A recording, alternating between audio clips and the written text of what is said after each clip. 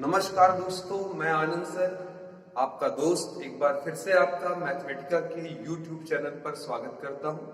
आज हमारी हेडिंग है आव्यूह गुणनफल भाग 2।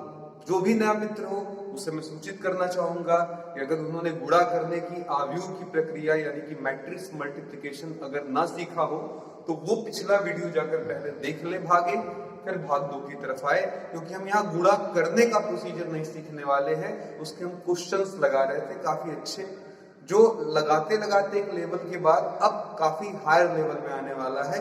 उन सभी क्वेश्चंस को हम सॉल्व करेंगे। इसमें इससे रिलेटेड आगमन विधि पर भी आधारित सवाल होते हैं जो आव्यूह गुणनफल से संबंध रखते हैं। इसके अलावा कुछ प्रैक्टिकल प्रॉब्लम भी आते हैं जो हम आम लाइफ में आव्यूह गुणनफल की सहायता से उनको ज्ञात कर सकते हैं। तो आज की टॉपिक बहुत दिलचस्प होने वाली है। आइए शुरुआत करते हैं सीधे अपने क्वेश्चंस की, क्योंकि सिखाना कुछ नहीं है मित्रों। आप पिछले पार्ट में लगभग सारे गुणनफल करने के प्रोसीजर सीख चुके हैं। कुछ लगाना है तो अच्छे प्रॉब्लम्स। एक बार दोहरा दूं कि हमारा अगर कोई आव्यूह है m गुणे n का, पिछले क्लास में आपने पढ़ लिया था, और एक आव्यूह b है जो n गुणे p का है, तो इस स्थिति में ये n कैंसिल, जो हमको नया आव्यूह मिलेगा वो m गुणे p कोटि का मिलेगा। गुणा करने का प्रोसीजर सिखाया गया मित्रों कि अगर आपने ऐसे पंक्ति ली पहले की तो दूसरे की स्तंभ लीजिए, यानी कि इसकी पहली पंक्ति पकड़िए और इसका बारी बारी से दूसरे के आव्यूह के पहले कॉलम, दूसरे कॉलम, तीसरे कॉलम में गुणा कर निपटा लीजिए। फिर जब ये पूरा कॉलम निपट जाए जितना भी हो, उसके बाद आप फिर दूसरी पंक्ति पकड़िए और इसी प्रकार इनका गुणा करते C1, C2, C3 से चले जाइए। फिर जब ये खत्म हो जाए तब अपनी तीसरी पंक्ति पकड़िए, आगे बढ़िए।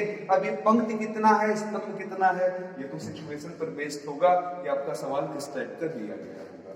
अगर आप पिछले क्लास में थे तो स्वागत है, और नहीं थे तो इस प्रोसीजर को थोड़ा एक बार ध्यान से देख लेंगे और ये जो मैंने लिखा है इसे समझ लेंगे तो आपके लिए बहुत आसानी होगी सवाल को समझने में। ठीक है, आइए शुरू करते हैं आज का क्वेश्चन। हम एनसीईआरटी का एक्सरसाइज 3.2 लगा रहे थे और अब हम आ चुके हैं इस तरीके से धीरे धीरे क्वेश्चन नंबर 15 की तरफ। 15वां सवाल दिया हुआ है कि a की वैल्यू है आपकी a की वैल्यू आपकी दी हुई है इस तरीके से। ध्यान से देखिएगा क्वेश्चन आपका। a बराबर 2 0 1 2 1 3 1 माइनस 1 0। तो क्वेश्चन आपसे पूछा गया है कि a square minus 5a plus 6i की वैल्यू क्या होगी। बहुत ही आसान क्वेश्चन है मित्रों, बस इससे निकालना है। आपको तीन चीजें ज्ञात करनी होगी, a स्क्वायर, 5a और 6i। अब इसमें बहुत सारे मित्र हमारे हैं वो i देखकर चौंक सकते हैं। अगर आपने नहीं जानते इसके बारे में तो इसके बारे में हमने विधिवत जानकारी दिया आव्यूह के भेद वाले वीडियो। इसे हम लोग इकाई आव्यूह या अंग्रेजी में आइडेंटिटी मैट्रिक्स भी कहते हैं। ठीक है, इसे क्या बोला जाता है, आइडेंटिटी मैट्रिक्स, और इसीलिए इसको I से भी दर्शाया जाता है।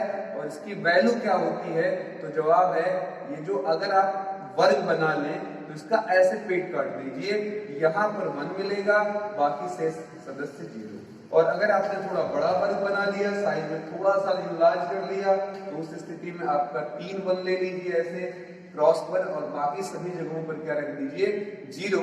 ये आपका क्या कहलाएगा, इकाई आव्यूह कहलाएगा।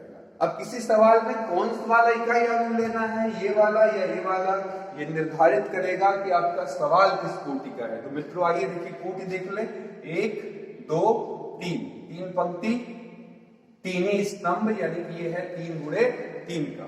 आपका ये देखिए 2 पंक्ति 2 स्तंभ, ये 2 गुणे 2 का, 3 पंक्ति और 3 स्तंभ 3 गुणे 3 का, यानी कि आपका आई कौन सा है, तो जवाब है सर दूसरा वाला। वही वाला आई हम लेकर चलेंगे और अपने सवाल को सॉल्व करेंगे। तो आइए चलिए मित्रों देखें बारी बारी से मुझे क्या क्या निकालना है इस सवाल में। सबसे पहले हमें क्या चाहिए, a स्क्वायर। तो a स्क्वायर निकालने का मतलब हुआ a गुणे a करना पड़ेगा। a की वैल्यू आपके पास है 2 0 1 2 1 3 1 माइनस 1 और 0। इसके बगल में फिर लिखा 2 0 1 2 1 3 1 माइनस 1 और 0। ठीक है, अब इसकी पंक्ति का इस स्तंभों से बारी बारी से गुणा करना है। तो चलिए जरा गुणनफल देख लिया जाए कितना आएगा। यहाँ पर ध्यान दीजिएगा क्या हो जाएगा आपका 2 का, जैसा मैंने बोला एक पंक्ति पकड़िए, बारी बारी से तीनों स्तंभों से गुणा करिए। गुणा करने का पैटर्न है पहला पहले से, दूसरा भी दूसरे से, तीसरा वाला तीसरे से। तो 2 का 2 से मल्टीप्लाई, 2 दूना 4, 0 का 2 से मल्टीप्लाई 0, 1 का 1 से मल्टीप्लाई क्या आ जाएगा 1। तो ये हमारा आ गया। आगे बढ़िए, अगले लाइन में गुणा कर लीजिए मित्रों, क्या हो जाएगा 2 का गुणा 0 से 0 आ जाएगा, 0 का गुणा 1 से 0 आ जाएगा, और लास्ट में 1 का मल्टीप्लाई -1 से -1 आ जाएगा। चलिए तीसरी लाइन से भी मल्टीप्लाई कर लेते हैं। तो देखिए 2 का मल्टीप्लाई 1 से क्या आ जाएगा 2 आ जाएगा, 0 का मल्टीप्लाई 3 से 0 आ जाएगा, 1 का मल्टीप्लाई 0 से 0 आ जाएगा। फिर आगे बढ़िए, अगली लाइन पकड़िए, दूसरी पंक्ति, क्योंकि देखिए आपके सारे स्तंभ गुणे होकर खत्म हो चुके हैं, तो ये पहला काम ओके है। दूसरी लाइन पकड़िए, देखिए 2 का गुणा 2 से, 2 दूना 4, 1 का 2 से गुणा 2, 3 का 2 दूना 4, 2 1 का में तो ठीक है, 3 1 का में 3, 3 का 1 से गुणा 3। अब ये लाइन खत्म है, अगली लाइन से गुणा करिएगा। 2 का 0 से गुणा 0, 1 का 1 से गुणा 1, और 3 का -1 से गुणा -। इसी प्रकार तीसरी लाइन से गुणा करना है आपको। 2 का 1 से गुणा 2, 1 का 3 से गुणा 3, फिर आपका 3 का 0 से गुणा क्या हो जाएगा 0। ठीक है, फिर आगे चलते हैं। अगली लाइन में क्या लिखा हुआ है तीसरा, क्योंकि स्तंभ खत्म है, अंतिम पंक्ति में आ जाइए और फिर उसी प्रकार गुणा करना शुरू करिए। 1 का 2 से गुणा 2, -1 का 2 से गुणा -2, 0 का 1 से गुणा क्या हो जाएगा 0। फिर आगे बढ़ते हैं, 1 का 0 से गुणा 0, -1 का 1 से गुणा 1, 0 का -1 से गुणा 0। तो दूसरा स्तंभ खत्म। अब तीसरे यानी कि थर्ड स्तंभ से गुणा, 1 का 1 से गुणा 1, -1 का 3 से गुणा -3, 0 का 0 से गुणा 0। तो ये आपका गुणा हो चुका है, a स्क्वायर की वैल्यू हमको मिल चुकी है मित्रों। अगला है 5a। अब 5a के लिए केवल क्या करना है, आपको आगे 5 लगा देना है, और a का मतलब यही है आपका 2 0 1 2 1 3 1 -1 0। पीछे हमने अभी गुणनफल में आपको योग में आपको सिखाया है इस तरीके का गुणा आव्यूह की हेडिंग में अदिश गुणनफल कहलाता है, यानी कि स्केलर मल्टीप्लिकेशन, जिसमें हम किसी एक अंक का आव्यूह से गुणा करते हैं। यह अंक अंदर जाकर सभी अंकों से मल्टीप्लाई होता चला जाता है। तो देखिए क्या आ जाएगा, 5 का 2 से गुणा 5 गुना 10, 5 का 0 से गुणा 0, 5 1 में 5, 5 गुना 10, 5 1 में 5, 5 3 15, 5 1 में 5, -5, और लास्ट में 5 का 0 से गुणा क्या आ जाएगा 0 आ जाएगा। फिर इसके बाद हमें क्या निकालना है 6i। तो चलिए 6i भी निकाल लिया जाए। 6 लगाया, i लगाया, i का मतलब आप जान ही चुके हैं 1 0 0 0 1 0 0 0 1, यहां से आपको मिल जाएगा 6 0 0। ये 6 अंदर जाकर मल्टीप्लाई से होता चला जाएगा, 6 0 और 0 0 6। तो ये तीनों वैल्यूज आपके पास आ चुके हैं मित्रों। आपको निकालना है a square -5a plus 6i, सभी की वैल्यूज रख लीजिए।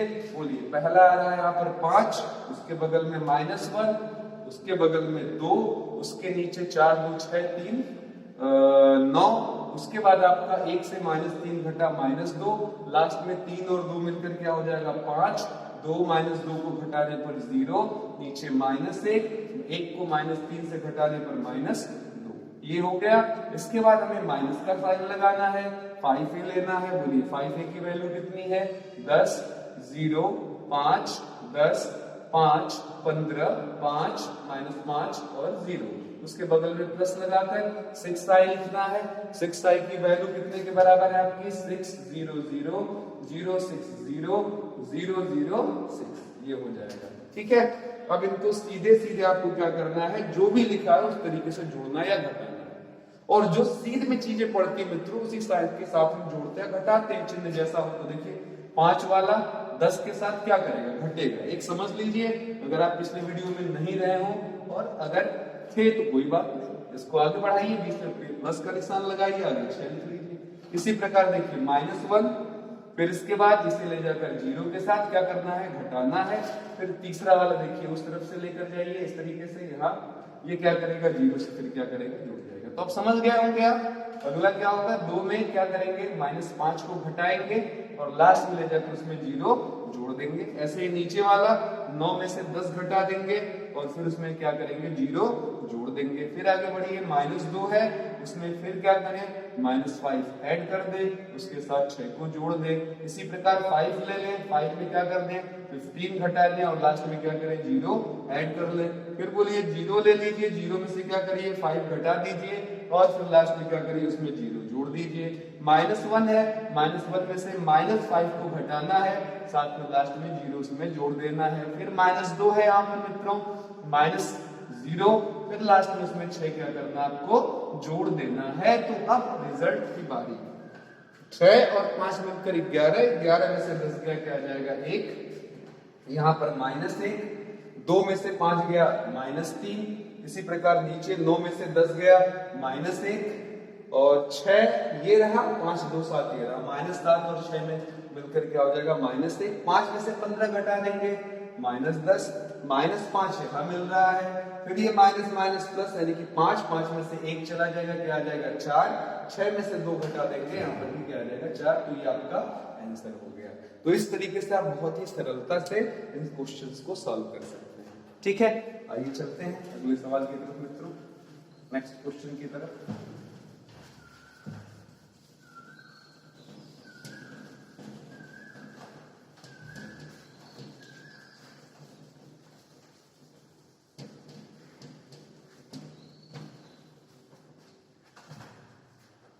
आप जब भी मैं सॉल्व कर दूं मित्रों तो मैं अपने सवाल के बाद लगातार खड़ा हो जाऊंगा, 1 2 4 10 सेकंड के लिए। आप उसका स्क्रीनशॉट ले लेंगे और फिर बाद में आराम से उन क्वेश्चंस को नोट भी कर सकते हैं अगर आपको कहीं प्रॉब्लम हो।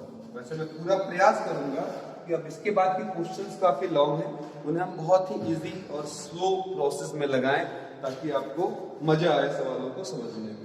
चलिए अगले क्वेश्चन की तरफ चलते हैं जो इसी पर बेस्ड है। आप ट्राई कर सकते हैं। ए क्यूब SW मैंने लगा दिया है। ए क्यूब कैसे निकाला जाएगा, ध्यान दीजिएगा। पहले आप ए स्क्वायर निकाल लेंगे, कैसे, अभी पिछले सवाल में लगाया हम लोगों ने, ए इंटू ए करकर। और इसी प्रकार अगर हम ए क्यूब पूछेंगे तो आप क्या करेंगे, इस ए स्क्वायर में ए का गुणा कर लेंगे। ठीक है, तो ये मैंने आपके लिए क्वेश्चन नंबर 16 होमवर्क रखा। लेकिन अगर आपको मजा ना आया हो ए क्यूब का कॉन्सेप्ट तो ये सवाल जरा देख लीजिए। 1i माइनस 1i मैंने लगा दिया और आपसे पूछा कि सिंपली ये बताइए ए क्यूब क्या होता है। मुझे लगता है बहुत सारे मित्र शायद फर्स्ट ईयर में पढ़े हो और भूल गए हो कि ये आई क्या है। ये एक ग्रीक वर्ड है जिसे आयोटा बोलते हैं और आई की वैल्यू होती है आपकी अंडर रूट में -1। अगर आई का वर्ग कर दें तो ये -1 हट जाएगा, आपको कितना मिल जाता है, -1। ठीक है, तो चलिए इसके बारे में और डिटेल दे देते हैं। वर्क करेंगे तो आपको नहीं आ जाएगा, इसमें कोई मुश्किल नहीं। अगर आपने पढ़ा है तो ठीक, नहीं पढ़ा है तो यहाँ पर ध्यान दे दीजिए। ठीक है, अब इसी पर अगर आप चाहें तो इससे आई क्यूब भी निकाल सकते हैं, जरा ध्यान दीजिएगा। अगर कोई पूछे सर आई क्यूब की वैल्यू क्या होती है तो बहुत ही इजीली आप निकाल सकते हैं। आई क्यूब को लिख सकते हैं आई स्क्वायर गुणे आई स्क्वायर की वैल्यू -1 और बगल में आई तो इसकी वैल्यू हो जाएगी -i। ठीक है, अगर किसी ने i4 पूछ लिया तो जवाब होगा sir I square into I square लिखा जा सकता है। आई स्क्वायर की वैल्यू -1, उसके बगल में -1, आंसर कितना आ जाएगा, 1। तो ये हो गया आपका। अब सवाल ये है कि ए क्यूब हमसे पूछा जा रहा है, तो चलिए तैयारी कर लें। ए क्यूब के लिए सबसे पहले आपको क्या निकालना पड़ेगा, ए स्क्वायर। ए स्क्वायर के लिए हम लोग क्या करेंगे, ए इंटू ए कर लेंगे। ठीक है, इसे ध्यान दीजिएगा। ए स्क्वायर के लिए हम लोग ए इंटू ए कर लेंगे और ए इंटू ए के लिए हम क्या करेंगे, 1i माइनस 1i, फिर यहाँ लगा दिया हमने 1i माइनस 1i, इन दोनों का मल्टीप्लाई करा दिया। ठीक है, तो बोलिए जरा क्या करेंगे, इस पंक्ति का किससे गुणा होगा, स्तंभ से। रिजल्ट आपके सामने है, 1 का 1 से गुणा 1, i का -1 से गुणा -i। ठीक है, अगली लाइन की बात कर ले, नेक्स्ट लाइन। तो देखिए 1 का i से गुणा i का i से गुणा क्या हो जाएगा, i स्क्वायर। और आप अच्छे से जानते हैं i स्क्वायर की वैल्यू कितनी होती है, -1। फिर चलिए अगली पंक्ति पकड़ा और फिर उसी प्रकार स्तंभ से गुणा, -1 का i 1 से गुणा -1 और i का -1 से गुणा माइनस आई, -1 का i से गुणा माइनस आई का i से गुणा आई स्क्वायर की वैल्यू आपकी कितनी होती है -1। अब हम अगर a क्यूब अगर हम चाह रहे हैं तो a क्यूब के लिए हमें क्या करना पड़ेगा, a स्क्वायर का a से गुणा करना पड़ेगा। a स्क्वायर की वैल्यू कितनी आई है, तो यहाँ देखिए बैक में जाकर देख लीजिए, अपना इक्वेशन नंबर 1 डाल दीजिए। a स्क्वायर की वैल्यू आपके सामने है 1 minus I, i minus 1 minus I minus 1, यहाँ पर आगे आपने लगा दिया 1i माइनस 1i जो कि a की वैल्यू है। ठीक है, तो ये a स्क्वायर की वैल्यू, ये a की वैल्यू, फिर जैसे आपने सीखा मित्रों वैसे ही गुणा कर देना सीधे सीधे, इस पूरे का 1 से गुणा, सीधे सीधे 1 माइनस आई, प्लस लगाया i माइनस 1 का -1 से गुणा तो आ जाएगा माइनस आई और +1। ठीक है, अगली लाइन से गुणा करते हैं, बोलिए i का गुणा होगा, i आ जाएगा, i का i से गुणा माइनस आई स्क्वायर, i का फिर से यहाँ गुणा हो जाएगा i से आई स्क्वायर, i का -1 से गुणा माइनस आई, ये दोनों i क्या करेंगे हमारे कट जाएंगे, ये दोनों भी कट जाएंगे, आंसर यहाँ पर फिलहाल 0 हो जाएगा। अगली लाइन ले लेते हैं, चलिए इस वाले पंक्ति का इस स्तंभ से गुणा, 1 से गुणा होने पर मान वही का वही रहेगा, दूसरे में -1 का गुणा करना है तो प्लस आई +1 लगा दिया, ये पूरा क्या हुआ कट गया, ये भी आंसर कितना आ गया आपका 0। इसी लाइन का हम इससे गुणा कर लेते हैं। ठीक है, तो ये आ जाएगा आपका -i और -i का स्क्वायर, फिर i का गुणा यहाँ किया -i और फिर -i का स्क्वायर, इस तरीके से आपका आ जाएगा। तो i का गुणा हुआ आई स्क्वायर, i का गुणा अगले वाले में हुआ आई स्क्वायर और -i, सॉरी लास्ट वाला देखिएगा, ये वाला इससे गुणा होगा इससे, तब क्या आ जाएगा आपका आई स्क्वायर -i। ठीक है, तो अब आंसर है 1 और 1 मिलकर कितना आ जाएगा आपका 2 और i मिलकर हो जाएगा -2i। इसी प्रकार चलिएगा जरा मित्रों, यहाँ पर देखिएगा आई स्क्वायर, तो आई स्क्वायर की वैल्यू कितनी होती है -1, यहाँ भी देखिए इसकी वैल्यू कितनी आएगी -1, माइनस माइनस प्लस, तो 1 1 मिलकर क्या हो जाएगा यहाँ भी 2 और -i मिलकर -2i, ऊपर 0 हमारे पास पड़ा हुआ है। तो ये है हमारा आंसर। हाँ, एक काम हो सकता है, इस आंसर में कभी कभी पूरे में से 2 कॉमन भी लिया जा सकता है, तो आंसर इस प्रकार आ जाएगा 1 - i 0 0 1 - ठीक है, तो ये हो गया आपका क्वेश्चन कि किस तरीके से हम a क्यूब निकाल भी सकते हैं। और मैंने थोड़ा सा स्टैंडर्ड भी बढ़ा दिया, आपको i पर आधारित एक क्वेश्चन करा दिया। इससे फायदा ये होगा कि आपको थोड़ा सा i का रिहर्सल हो गया होगा, दिमाग में याद आ गया होगा कि हमने फर्स्ट ईयर में i के बारे में पढ़ाई की थी। ठीक है, देखिएगा पिछली पढ़ाई बेकार नहीं जाती है। बहुत सारे मित्र सोचते हैं कि सेकेंड ईयर में हम हैं, फर्स्ट ईयर से क्या लेना देना, बहुत ज्यादा कुछ। तो आप जानते रहिए कि आपके अच्छे क्वेश्चंस जो हैं वो बैक से भी बनते हैं। जैसे अब यहाँ की मैं बात कर लूँ तो यहाँ पर लगातार हमसे जो सवाल पूछे जाते हैं, इसी चैप्टर में देख लें अभी गणितीय आकलन विधि पर जब मैं क्वेश्चन कराऊंगा आगे चलकर, तो वहां पर हम पाएंगे कि आगमन कॉन्सेप्ट और गुणनफल कॉन्सेप्ट को एक साथ क्या किया गया है, मिलाया गया है। उनको मिलाने से सवाल की क्वालिटी बहुत हद तक बढ़ जाती है। ठीक है, अब हम आगे आ रहे हैं जो क्वेश्चन लगाने, ये बहुत बहुत बहुत इंपॉर्टेंट क्वेश्चन है मित्रों। बोर्ड के लिए जितना जबरदस्त इंपॉर्टेंट बोला जाए उतना ज्यादा ही इंपॉर्टेंट क्वेश्चन। ठीक है, और लगातार यहाँ से मैं जितने लगाऊंगा वैसे मैं बोलूं तो है इंपॉर्टेंट, लेकिन ये लॉन्ग क्वेश्चन के लिए बहुत बार सीबीएसई बोर्ड में तो बहुत बार पूछा गया, यूपी बोर्ड में अभी जल्दी पिछले वर्ष के एग्जाम में पूछा गया। तो आइए चलते हैं, शुरुआत करते हैं इस सवाल की। एक बार मैं कैमरे की सेटिंग चेक कर लेता हूं, क्योंकि कई बार ऐसा होता है मित्रों की वीडियो बनाते बनाते काफी लंबी वीडियो बन जाती है, और फिर जब हम इस कैमरे को उठाकर देखते हैं तो पता चलता है कि जग सूना सूना लगे अपना। तो ये काफी मेहनत का काम होता है मित्रों की, जब हमारा काफी देर का जो मिनट्स है वो लैप्स कर जाते हैं और कारण कैमरे की थोड़ी बहुत डिस्टर्बेंस या सेटिंग होती है। ठीक है, वैसे आपका सहयोग हमें लगातार प्राप्त हो रहा है, उसके लिए हम लगातार आपके लिए कोटि कोटि धन्यवाद दे रहे हैं, क्योंकि आप लगातार बने हुए हमारे साथ लगे हुए हैं और हमें भी बड़ा मजा आ रहा है। क्योंकि इस लॉकडाउन में एक टीचर के लिए सबसे बड़ी बात यही है कि सुनने वालों की कमी हो जाने के नाते उसे आनंद नहीं आता लाइफ में। तो आपके माध्यम से मुझे मौका लगातार मिल रहा है इसके लिए, और आप मुझे सुन भी रहे हैं, तो इसलिए बहुत सारा धन्यवाद आपको। कि मेरी इस हौसला अफजाई के लिए। बाकी ये रही कि बहुत सारे मित्र भी कह रहे सर थैंक्स आप बना रहे हैं, तो देखो मित्र ये मेरा धर्म है और ये मेरा धर्म कर्म क्षेत्र है, तो ये मुझे करना ही करना है। और दूसरी चीज ये है कि मैं अपने मित्रों से लगाव भी बहुत ज्यादा रखता हूँ, मेरे अपने स्टूडेंट से काफी लगाव रहे हैं, मैं उनके बिना काफी अकेला भी फील करता हूँ कि मेरे को कि मेरी दुनिया, जैसे गाना है मेरी दुनिया है तुझ में कहीं, तो मेरी तो सारी दुनिया स्टूडेंट्स के इर्द गिर्द ही घूमती है। उनके साथ मेरा 10 घंटा 11 घंटा का संपर्क होता है और इस लॉकडाउन के बीच हम लोगों ने काफी समय गंवा दिया जब हम लोगों की मुलाकात नहीं हुई। तो ये एक नेट माध्यम है जिसके जरिए हमारी आपकी मुलाकात हो रही है। मुलाकात बनाए रखें, कमेंट्स जारी रखें, जो भी गलत सही कमेंट है जरूर करें। अगर आपको गाली देने का मन कर रहा आप गालियां भी दे सकते हैं, मुझे बिल्कुल एतराज नहीं है, क्योंकि ये पक्की बात है एक आदमी इस दुनिया को, हर व्यक्ति को, बल्कि एक व्यक्ति हर व्यक्ति को संतुष्ट नहीं कर सकता। तो वापस आते हैं question, very very important. a बराबर 0 minus tan alpha by 2, tan alpha by 2 0 सिद्ध करना i प्लस 1 की value i minus 1 cos alpha minus sin alpha cos alpha के बराबर। जबरदस्त इंपॉर्टेंट क्वेश्चन, मैं फिर को ऐसे बोल दे रहा हूं मित्रों।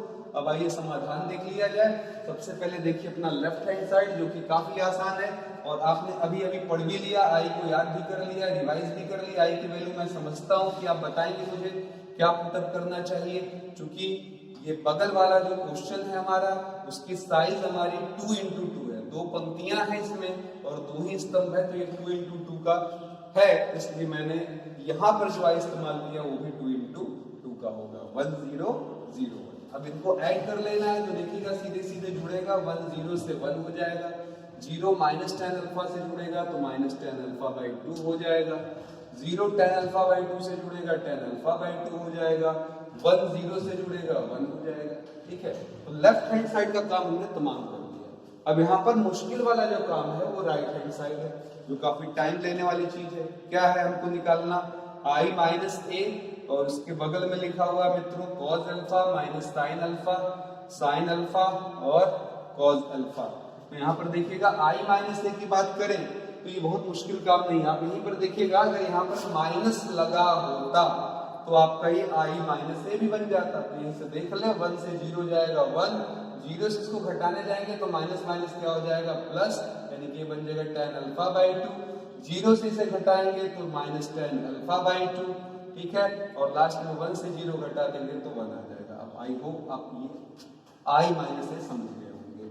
इसके बगल में एक और आव्यूह पड़ा हुआ है जिसकी वैल्यू दिया गया आपका cos alpha minus sin alpha और इसके नीचे लिखा हुआ है sin अल्फा और cos अल्फा।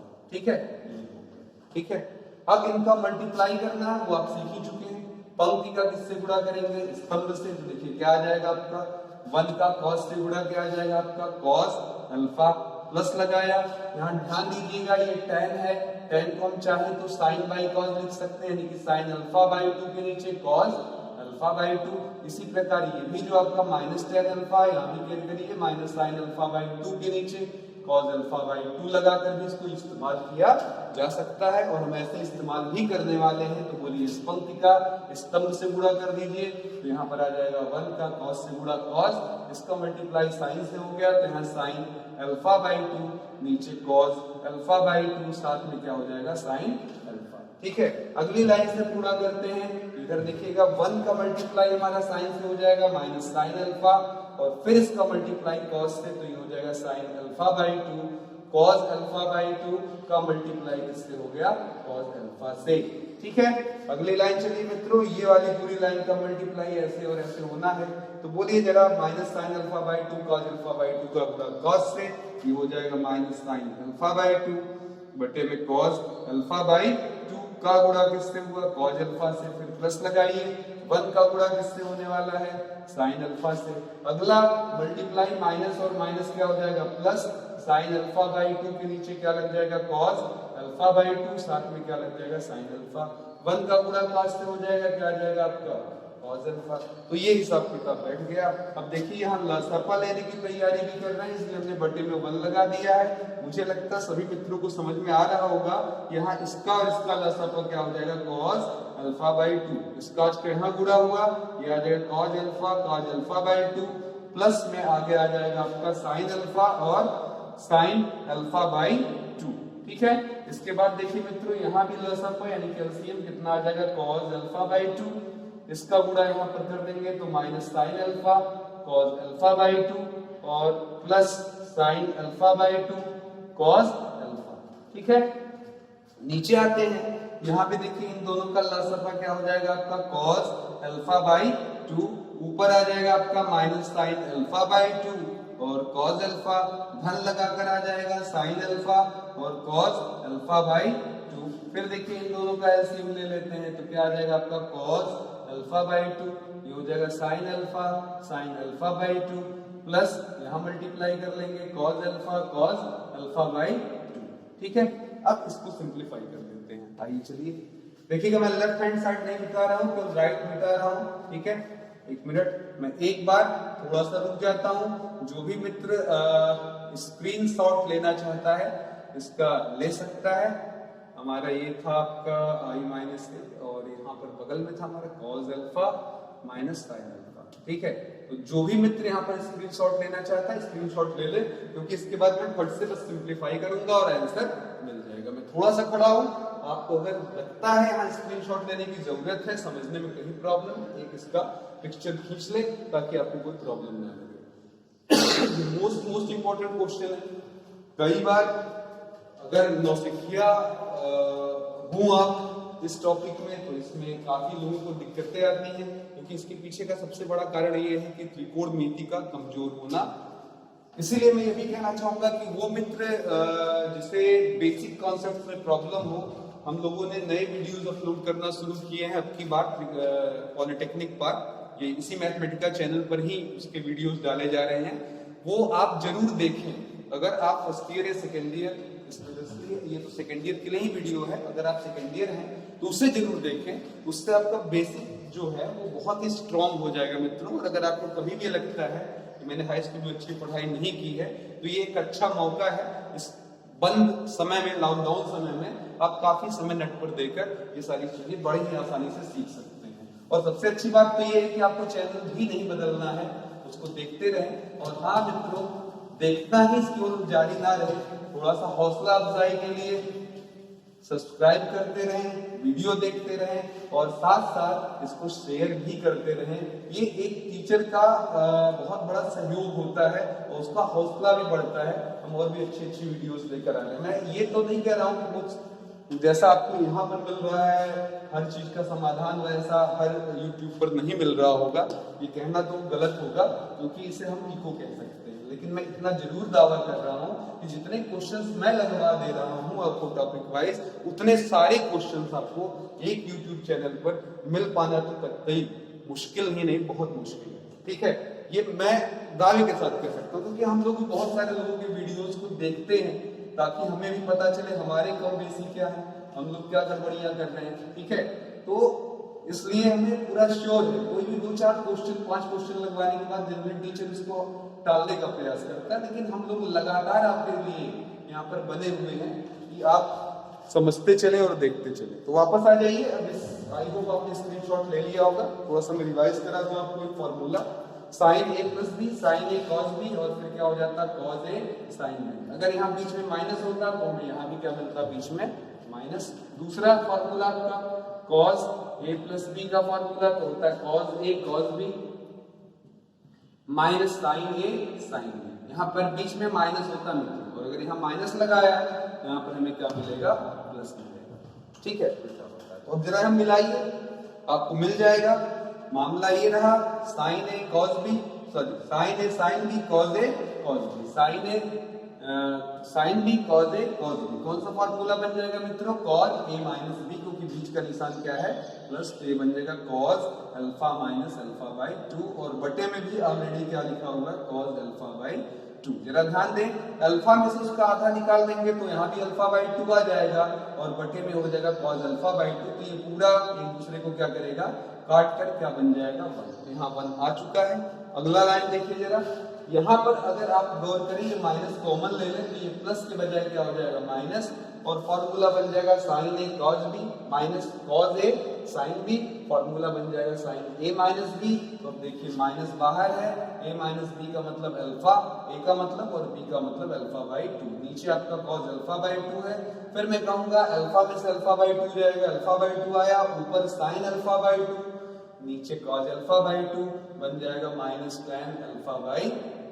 ठीक है, नीचे आ जाइए, sign A cos B cos A sine B, same इसी टाइप से, तो ये बन जाएगा sine alpha minus alpha by 2, और बटे में आपका क्या लिखा हुआ कॉस अल्फा बाई 2, फिर अल्फा में से अल्फा बाई 2 घटाएंगे अल्फा बाई 2, नीचे cos alpha by 2, sine by cos क्या हो जाएगा tan अल्फा बाई 2।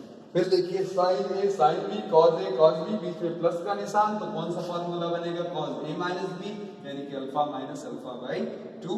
फिर नीचे क्या आ जाएगा कॉस अल्फा बाई 2, फिर मैं वही दोहराऊंगा मित्रों कि अल्फा में से अल्फा बाई 2 गया, अल्फा बाई 2 आएगा, नीचे कॉस अल्फा बाई 2 पूरा कटकर 1 बन जाएगा। तो हमारे रिजल्ट आ रहा 1 माइनस tan अल्फा बाई 2, नीचे tan अल्फा बाई 2 और इसके पड़ोस में 1। अब इसे आप अपने राइट हैंड साइड वाले रिजल्ट से मिला लीजिए, हूबहू आप देख सकते हैं, यहाँ 1 वहां 1, minus tan alpha by 2 minus tan alpha by 2, tan alpha by 2 tan alpha by 2, 1 और 1।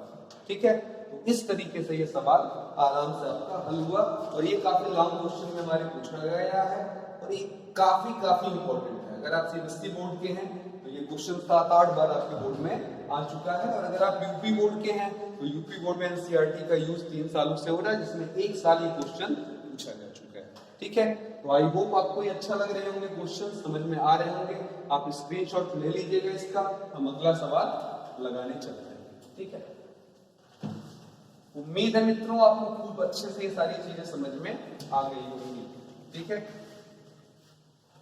चलिए नेक्स्ट क्वेश्चन की तरफ चलते हैं, और उन सवालों को अगले सवालों को लगाने से पहले, क्योंकि यहाँ पर 2 क्वेश्चन बच गए हैं इस एक्सरसाइज में और लगवाने के लिए, मैं आपको थोड़ा सा इसका नॉर्मल लाइफ में यूज समझा दूं। अगर आपसे मैं बोलूं कि 1 किलो आम का दाम जो है वो 15 रुपया है, एक बात मैं मान लेता हूं, और अगर आपसे मैंने पूछा 10 किलो आम का दाम क्या होगा, तो आप 15 गुणे क्या कर देते हैं 10 लिख देते हैं 150। मैंने कहा 1 किलो संतरे का मूल्य जो है वो 50 रुपए है, ये पूछ बैठा कि भैया बताओ जरा 12 किलो संतरे का मूल्य क्या होगा, तो आप 50 गुणे क्या कर देंगे 12, ये 600 आ गया। कहा टोटल कितना दिया, तो आपने जोड़कर तुरंत बोल दिया कि सर 750 ये आएगा। लेकिन अगर इसी को हमें आव्यूह विधि में पूछा जाए, यानी कि मैट्रिक्स मल्टीप्लिकेशन के मेथड से ये चीज पूछा जाए, तो फिर आप कैसे आंसर निकालेंगे, किस तरीके से इसको दिखाएंगे, क्योंकि हमारे बोर्ड में क्वेश्चन तो यही पूछा जाता है, और अगर आपने ये लगा दिया तो इसको याद रखे रहिएगा, आपको एक बड़ी सी भेली मिल जाने वाला है, जबकि ये सवाल केवल 2 मार्क्स से ज्यादा का नहीं होगा।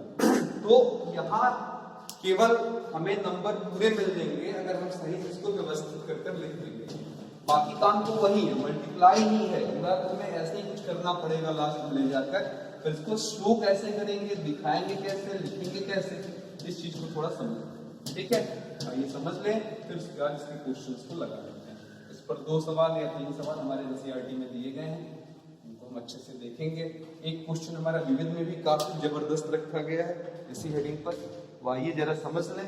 पहले आपको मैंने आव्यूह के भेद वाले टॉपिक में, देखिएगा मित्रों सही तरीका ये पढ़ने का कि आप मेरी पहली वीडियो से आव्यूह होते हुए यहाँ तक आए गुणनफल तक, ठीक है, तभी आपको पूरा कॉन्सेप्ट उसका समझ में आता है। ठीक है, तो आइए शुरू करते हैं। पहले याद करा दूं मैं आपको, मैंने आपको पढ़ाया था आव्यूह में एक होता पंक्ति आव्यूह, जिसको हम लोग बोलते हैं रो मैट्रिक्स। क्या बोलते हैं, रो मैट्रिक्स, जिसमें आपको बताया गया था कि ऐसा आव्यूह ये होता है जिसमें पंक्तियों की संख्या 1 होती है, तो एक सीधी लाइन ऐसे होगी, इसी में सारे एडजस्टमेंट आपके होंगे, जैसे 2 4 5। अब इसमें वॉल्यूम कितना है, तो एक पंक्ति है और 1 2 3 स्तंभ, यानी कि 1 गुणे 3।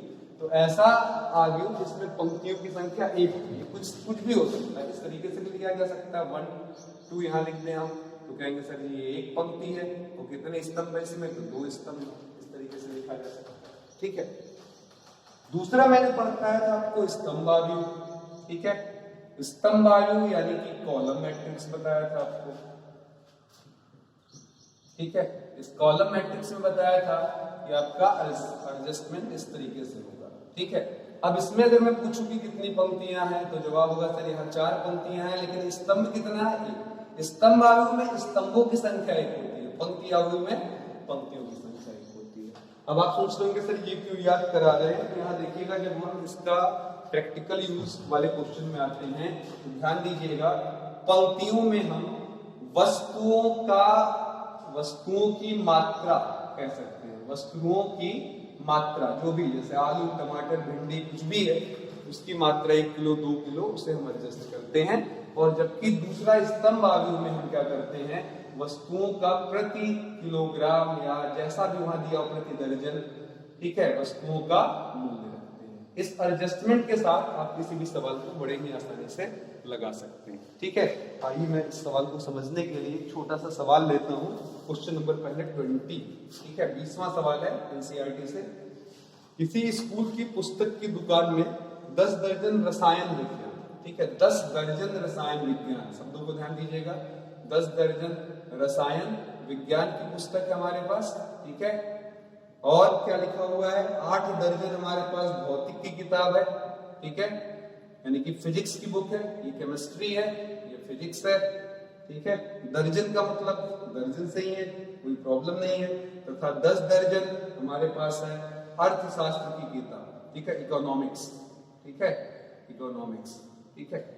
फिर आगे लिखा है पुस्तकों का विक्रय मूल्य 80 रुपए, 60 रुपए और 40 रुपए प्रति है। इसकी एक बुक अगर आपको लेना हुआ तो उसके लिए आपको देना पड़ेगा 80 रुपया। इसकी एक किताब आपने खरीदी तो आपको देना पड़ेगा 60 रुपया। इसकी एक किताब आपने खरीदी तो आपको देना पड़ेगा 40 रुपये। ये हिसाब किताब है। अब कहता है कि अगर दुकानदार इन सभी पुस्तकों को बेच देता है तो उसे कितना रुपया प्राप्त होगा, ठीक है। ये हिसाब किताब रहा मित्रों। तो आइए अब इसको हम लोग लगाते हैं। देखिए कितने आराम से आप चीजों को समझ जाएंगे, क्योंकि मैंने पहले ही आपके दिमाग में सारा हिसाब किताब रख दिया। मैंने क्या लिखा पहले, वस्तुओं की मात्रा। यहाँ वस्तुओं की मात्रा के नाम पर हमारे पास 3 चीजें, केमिस्ट्री, फिजिक्स और इकोनॉमिक्स। और इनकी मात्रा की बात करें तो 10 दर्जन है, तो 10 और दर्जन का मतलब होता है 12, तो 10 गुणे क्या हो जाएगा 12, यानी कि 120 किताब आपके पास किसकी है, केमिस्ट्री की। आगे बढ़ते हैं, फिजिक्स लिया, फिजिक्स में क्या लिखा है 8 दर्जन, तो 8 गुणे 12, 12 96 किताब है। इकोनॉमिक्स की 10 दर्जन है, तो वहां भी ध्यान दिया 10 गुणे 12 120 किताब है। अब देखिएगा जो मैंने आपसे बोला था कि वस्तुओं की जो मात्रा उसे आप किस में रखेंगे, पंक्ति आयु में रखेंगे, ठीक है। यहाँ आप देख सकते हैं 1 गुणे 3 का आयु हो गया, ठीक। इसके बगल में उसका मूल्य जो है पर्सनली एक एक मूल्य उसी क्रम में, जिस क्रम में लिया है, यानी कि पहले केमिस्ट्री, फिर फिजिक्स और फिर इकोनॉमिक्स, यानी कि अर्थशास्त्र का मूल्य यहाँ पर रख लेंगे। तो आप देख सकते हैं केमिस्ट्री की एक किताब का दाम कितना है 80, दूसरी का दाम 60, तीसरी का दाम क्या है 40 है, ठीक है। अब यही पूछा गया दुकानदार को कितना देना पड़ेगा। मुझे नहीं लगता कि मुझे सिखाना है, गुणा करने का प्रोसीजर लगातार मैं बता रहा हूँ। 120 का गुणा किससे हो जाएगा 80 से, 96 का गुणा किससे हो जाएगा 60 से, 120 का गुणा किससे हो जाएगा 40 से, और ये रिजल्ट आ जाएगा आराम से, ठीक है। मेरी खांसी को दुनिया वालों कोरोना न समझो, ठीक है। मैं खांसता नहीं हूं, आप लोगों को पढ़ाने के नाते फंसाई गई है, और ये खांसी तो केजरीवाल जी वाली खांसी है, बिना मुख्यमंत्री बने जाने वाली नहीं है। तो 120 into 80 plus 96 into 60 plus 120 into 40 कर लीजिए, इनको जोड़ दीजिए, आपको पता चल जाएगा दुकानदार को कितने रुपए मिलने वाले, ठीक है। चलिए इसी पर आधारित अगले क्वेश्चन की तरफ, नेक्स्ट क्वेश्चन नंबर 19 की तरफ, ठीक है। इस एक्सरसाइज से ही अंतिमवां सवाल है, लेकिन ऐसा नहीं है कि मैं इसे कहूंगा कि ये समापन है, ठीक है। अगर हम यहाँ पर कर सके तो विविध के भी क्वेश्चन बहुत सारे हम निकाल लेंगे, क्योंकि अब हम इस टॉपिक गुणनफल के लगभग समापन पर हैं। एक वीडियो इस पर और बनने वाली है, वो है आगमन विधि पर आधारित प्रश्न, जो अकेले एक पूरी वीडियो लेकर जाएंगे मित्रों। यहाँ पर क्वेश्चन लिखा हुआ है कि किसी व्यापार संघ के पास 30,000 रुपए है। कितने रुपए हैं? 30,000 टोटल अमाउंट है, कुल उनके पास 30,000 है और वो चाहते हैं कि वो 2 कोषों या 2 ब्रांडों में निवेशित करें। मतलब इसमें से कुछ पैसा वो ब्रांड ए में अगर लगाना चाहे, बाद में नाम दे दूं, और एक कुछ पैसा ब्रांड बी में, तो हम ऐसे कह सकते हैं कि अगर यहाँ x रुपए लगा रहे होंगे तो इस वाले में कितना लगा रहे होंगे, तो आंसर होगा सर 30,000 माइनस x। भाई जो बचेगा 30,000 में वही तो आप लगाएंगे। तो अगर एक ब्रांड में x रुपए खर्च हो रहे हैं तो दूसरे में कितना होगा? 30,000 माइनस x। ये क्लियर हो गया। अब कहता है प्रथम बॉन्ड पर 5% वार्षिक और दूसरे पर, ठीक है, इस पर 5% वार्षिक और दूसरे पर 7% वार्षिक आपको ब्याज मिलता है। अब क्वेश्चन ये है, आव्यूह गुणनफल के प्रयोग के द्वारा आप ये बताएं कि 30,000 रुपयों को किस प्रकार 2 खंडों में बांटा जाए कि आपको इस ब्रांड इस तरीके से 30,000 से सूद जो मिले यानी कि ब्याज जो मिले वो 1,800 रुपए हो, और अगली बार वही सेम सवाल आपका चेंज करके कितने पर दे दिया गया है कि 2,000। किस प्रकार इसका विभाजन या बंटवारा करेंगे, तो आइए जरा ध्यान दें। अब हमारे पास 2 मद है, ए है और बी है। पहले मैंने बोला था कि आप मात्रा पंक्ति अवयव में रख लें, तो देखिए अगर इसमें x हो गया तो वहां पर क्या हो जाएगा आपका 30,000 माइनस। दूसरा लाइन हमने खींचा और फिर मैंने बोला था कि उस पर आप कॉलम अवयव में उसका मूल्य या जो परसेंटेज फिलहाल अभी ब्याज भी कह सकते हैं मिल रहा है वो लिख लीजिएगा, और उसी क्रम में तो ए पर आपको कितना प्रतिशत ब्याज मिल रहा है मित्रों? 5%। और बी पर कितना मिल रहा है अगर कोई पूछे तो जवाब होगा सर 7%। ये दोनों उठाकर हम लोगों ने लिख लिया। अब इसी से प्राप्त ब्याज क्वेश्चन नंबर ए में है 1,800, ठीक है, ये टोटल ब्याज आना चाहिए, और क्वेश्चन नंबर बी में है 2,000। यानी कि आप समझ गए होंगे, इसको लगाने के बाद, इसको मल्टीप्लाई करने के बाद पहली बार लिखेंगे बराबर 1,800 के और दूसरी बार बराबर रखेंगे 2,000 के। तो मैं पहला वाला लगाने चल रहा हूं, आइए सॉल्व कर लिया जाए जल्दी से। गुणा करेंगे, 5 का गुणा 5% का गुणा x से होगा तो x गुणे 5%, प्रतिशत का मतलब होगा 5/100। धन लगाए 30,000, ठीक है, माइनस x का गुणा 7% से होगा मतलब 7 बटा क्या हो जाएगा 100, और बराबर लगाकर अगर मैं ये वाला लगा रहा हूँ सवाल, बराबर लगाकर आप क्या लिख देंगे यहाँ पर 1,800। अगर आप यहाँ बी वाला सवाल सॉल्व कर रहे होंगे, ध्यान दीजिएगा, अगर आप बी वाला क्वेश्चन सॉल्व कर रहे होंगे तो इस 1,800 के जगह क्या इस्तेमाल कर लेंगे? 2,000 का इस्तेमाल कर लेंगे। आई होप आपको समझ में आ गया होगा। अब चलिए इन दोनों के लसागु को सॉल्व कर लेते हैं। लसागु हमारा आ जाएगा 100 ऊपर 5x 7 त्रिक के 21 1 2 3 4 0 माइनस 7x बराबर कितना 1800। अब ये दोनों अगर आपस में बराबर है तो सीधे सीधे इनको बराबर कर लिया जाए, कोई इसमें प्रॉब्लम तो मेरे हिसाब से होनी नहीं चाहिए आपको, और इनको बराबर कर लेते हैं।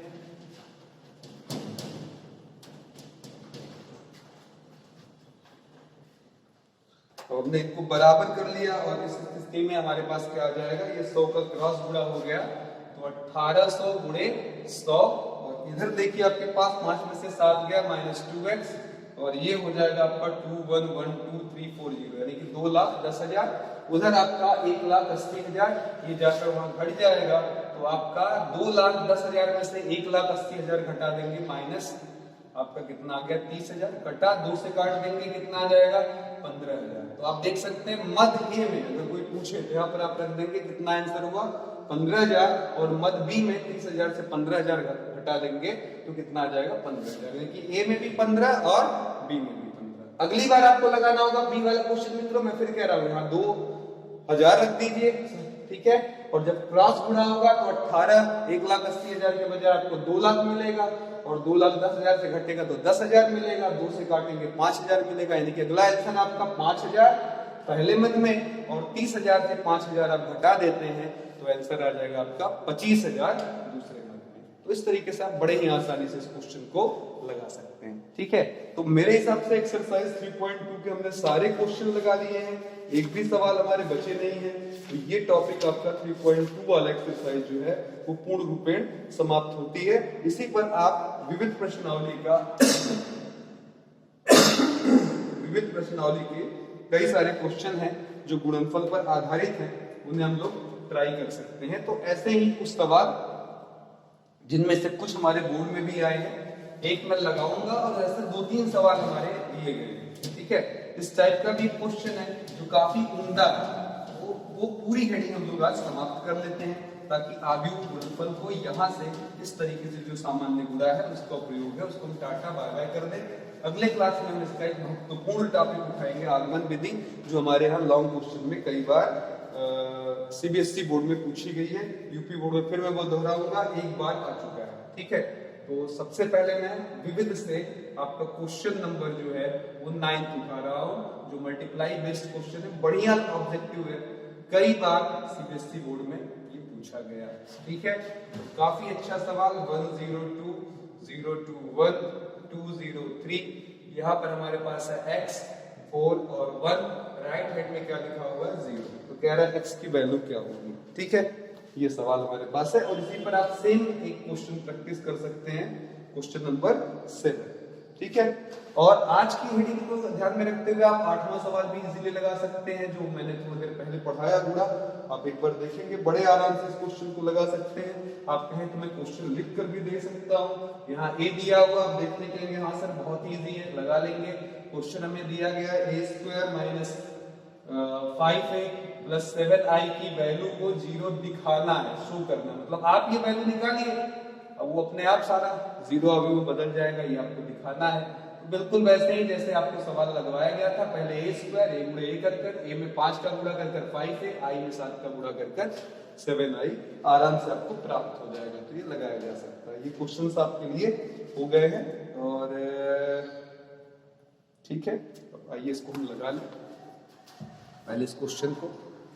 ये हमारे पास है, और मैंने आपको बताया था कि गुणनफल में a.b, तो b.a के बराबर नहीं होता, लेकिन a, b, c अगर है हमारे पास, तो ये a, b, c किसी भी क्रम में गुणा हो, आपको आंसर सेम मिलेगा। इस नियम को हम लोग क्रम विनिमय बोलते थे। ठीक है, इस नियम को हम क्रम विनिमय बोलते थे, यानी कि कम्यूटेटिव लॉ, और इसको हम साचर नियम बोलते थे, यानी कि एसोसिएटिव लॉ गुणा।